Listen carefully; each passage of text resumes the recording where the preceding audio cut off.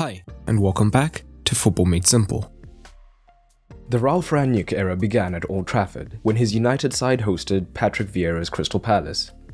United were looking to build on their recent win against Arsenal, and in the end, Rangnick did secure his first win with the club, 1-0 thanks to a fine Fred finish. The XG shows that United struggled to create clear-cut opportunities, 0.87 to 0.57. The XG time map does show though that United were in control for the most part, without creating too much. But how did Rangnick look to set up? Let's take a look.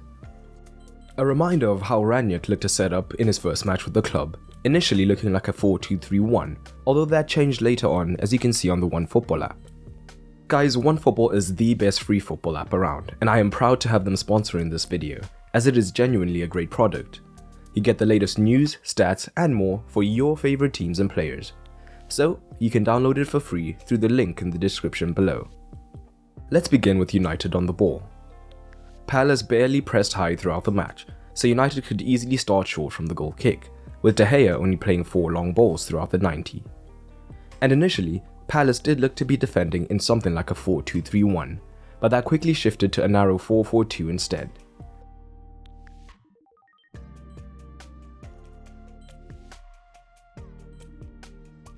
And this may have been as a response to United's own change, who were a 4-2-3-1 on paper, but also became a 4-4-2 or 4-2-2-2, with Sancho and Fernandes in the half spaces, whilst Rashford and Ronaldo were up front.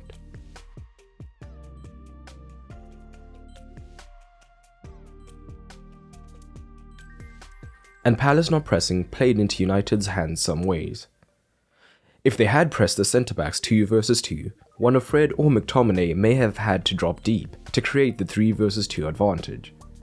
And the knock-on effect would probably have seen Fernandes dropping in to the midfield, altering United's attacking structure completely. But instead, both pivots could remain high, and the narrowness of the Palace defensive shape allowed Tejes and Dalot to advance high much more often. This is not to say that the shape was completely advantageous to United. For example, it did mean that Fred and McTominay had a lot of responsibility in terms of progressing the ball and dictating the tempo. But with just 2 in the midfield, they were vulnerable to being pressed, aided by Palace being so narrow, potentially creating transition opportunities for the Eagles.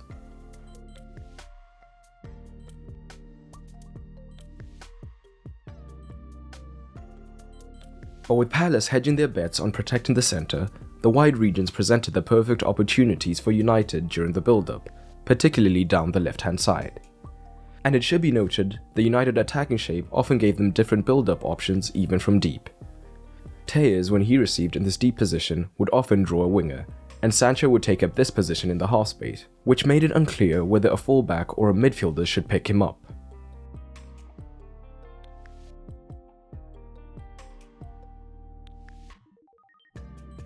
This, combined with the 2 forwards who could use opposing movements, meant that the opportunity for the ball in behind was consistently presented. And these runs from the front 2 served to stretch the Palace defense.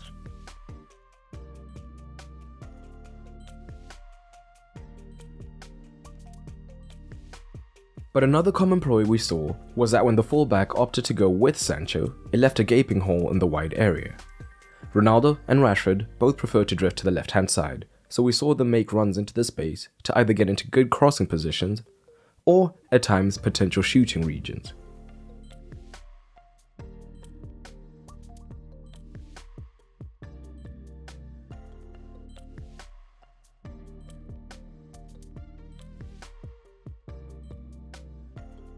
Utilizing an overload in this left-hand side could be done in different ways. Ideally, Tejes would be allowed high up the pitch earlier, so we could see Maguire in particular look to carry the ball into the space created, potentially drawing a Palace winger and creating even more space out wide.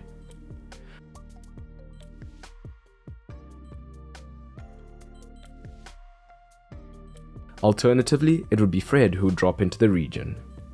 It is also important to note that with the fullbacks providing all the width, United could have been vulnerable on the transition in the wide regions, but both pivots were always ready to drop in to cover.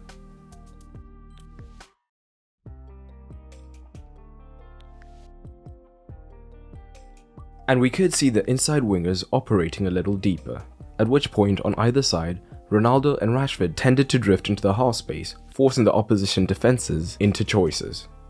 If the fullback came narrow onto the forward, the third man runner on the outside could potentially be found.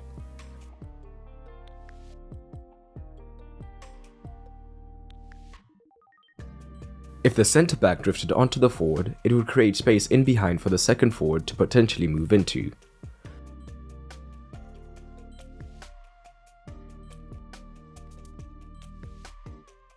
But if none of the defenders committed, the forward would potentially be able to receive and turn.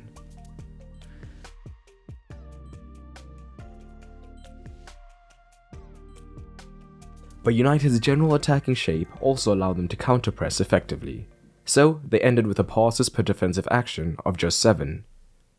With the wingbacks providing the width and Sancho and Fernandes often central, if there was a turnover, they were all close enough to quickly try and win the ball back, particularly when they overloaded one side of the pitch. But let's look at United's press from more set positions. Palace split their centre-backs in the build-up, and United set up ready to press in their 4-2-2-2. Sancho and Fernandes, being fairly narrow, would be able to initially deter both the pass into the fullback and more importantly into the pivot.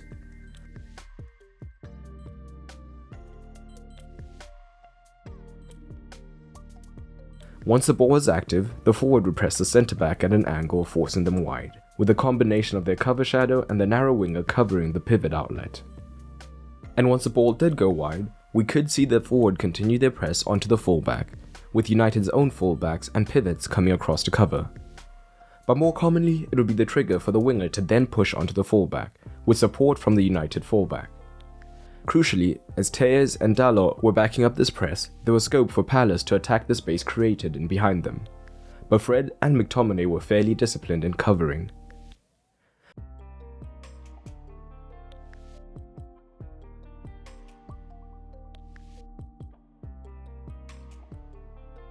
But the end goal of United's press was to protect the centre in this narrow 4-2-2-2, forcing Palace wide, where they could then use an aggressive lateral press.